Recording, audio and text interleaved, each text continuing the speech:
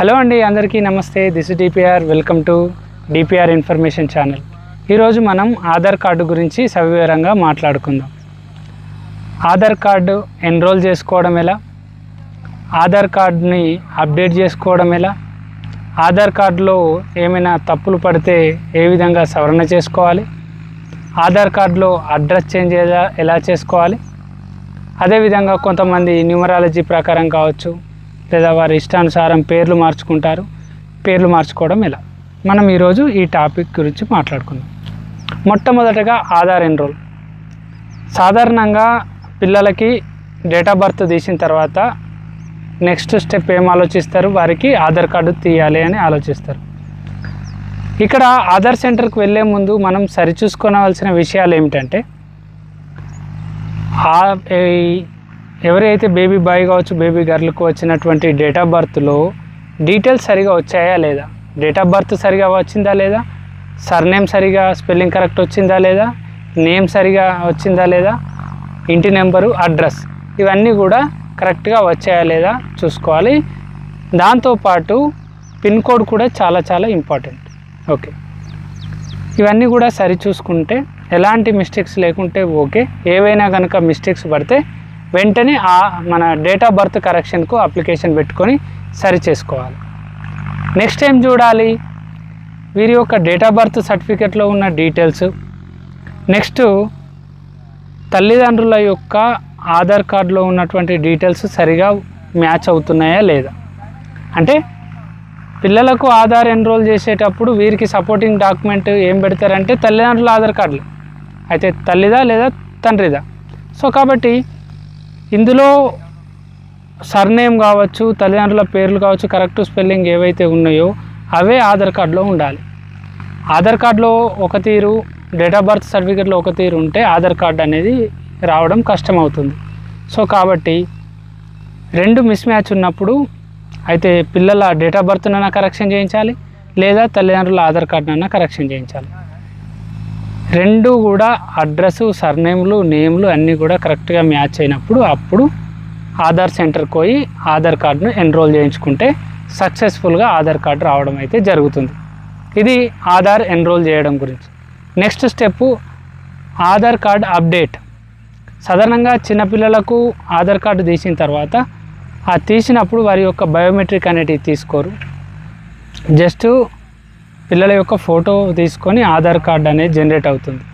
5 సంవత్సరాల తర్వాత వారి యొక్క బయోమెట్రిక్ అప్డేట్ చేయించాల్సి ఉంటుంది. కాబట్టి తప్పనిసరిగా 5 సంవత్సరాలు నిన్న తర్వాత ఒకసారి ఆధార్ను అప్డేట్ చేయించుకోవాలి. మళ్ళీ ఎప్పుడు అప్డేట్ చేయించుకోవాలి అంటే 18 సంవత్సరాలు నిన్న తర్వాత మరొకసారి ఆధార్ను అప్డేట్ చేయించుకోవాల్సి ఉంటుంది. ఇది పుట్టిన పిల్లలు తర్వాత కొంచెం పెద్ద అయిన తర్వాత మేజర్ 18 ఇయర్స్ క్రాస్ అయిన తర్వాత అప్డేట్ చేసుకునే విధానం. తర్వాత పెద్దవాళ్ళు ఏ సందర్భంలో ఆధార్ అప్డేట్ చేయించుకోవాలి. జనరల్గా చాలామంది కూడా ప్రభుత్వ పథకాల లబ్ధి పొందుతూ ఉంటారు. ఉదాహరణకు రేషన్ కార్డు కావచ్చు, పెన్షన్ కావచ్చు. వీరు దాదాపుగా అంటే తరచుగా ఒక సంవత్సరానికి ఒకసారో లేకపోతే 5 సంవత్సరాలకు ఒకసారో వీరి యొక్క థంబ్ అథెంటికేషన్ కావచ్చు, ఫేస్ అథెంటికేషన్ కావచ్చు చేయించుకోవాల్సి ఉంటుంది. అదే రేషన్ షాపుల్లో అయితే ప్రతి నెల వెళ్ళి తంబు పెట్టి రేషన్ బియ్యం అయితే తీసుకోవడం అయితే ఉంటుంది. అదే ఫేస్కు వచ్చేసరికి సంవత్సరాలు గడిచిన కొద్దీ ఫేస్లో మార్పులు అనేటివి వస్తాయి.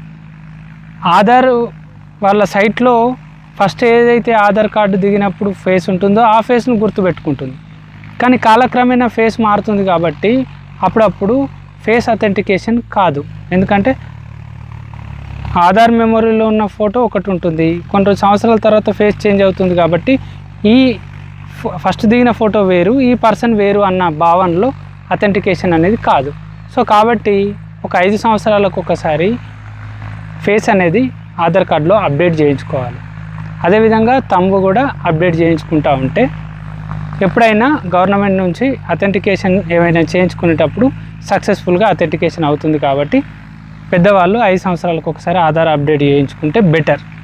కొంతమందికి 10 సంవత్సరాలైనా అథెంటికేషన్ అవుతూనే ఉంటుంది, అది వేరే విషయం.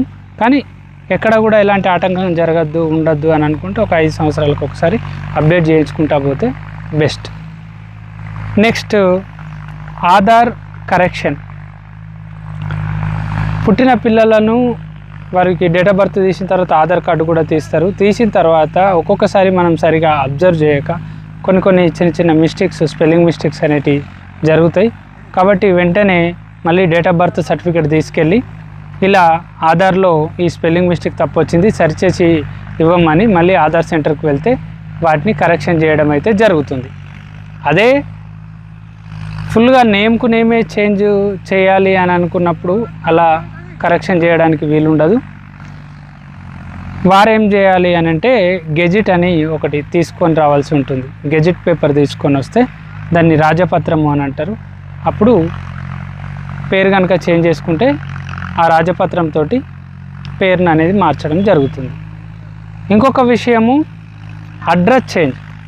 ఈ అడ్రస్ చేంజ్ అని అంటే కొంతమంది అప్పటి వరకు వారు కిరాయి ఇంట్లో ఉండడం జరుగుతుంది. వారు సొంత ఇల్లు కొనుక్కోవడము లేదా కట్టుకోవడము చేస్తారు. ఆ ఇంటికి షిఫ్ట్ అవుతారు.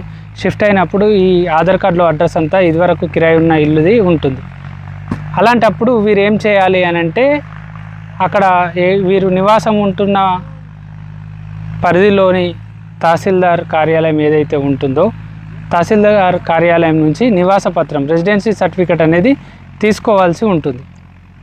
అప్పుడు ఏం చేయాలి, దగ్గరలో ఉన్న మీ సేవలో రెసిడెన్సీకి అప్లై చేసి ఆ సర్టిఫికేట్ను మీరే స్వయంగా తీసుకెళ్ళి తహసీల్దార్ కార్యాలయంలో ఇచ్చి మీ పరిధిలో ఉన్న అంటే మీ పరిధికి ఎవరైతే జీపీఓ వస్తారో వారికి, సంబంధిత జీపీఓ గారికి, అదేవిధంగా సంబంధిత ఆర్ఐ గారికి తెలియజేయాలి. నేను ఇట్లా పలానా చోట మేము ఇప్పుడు సొంతంగా ఉంటున్నాము, ఇల్లు తీసుకున్నాము లేదా నిర్మించుకున్నాము లేదా కిరాయి మారినాము ఇక్కడికి.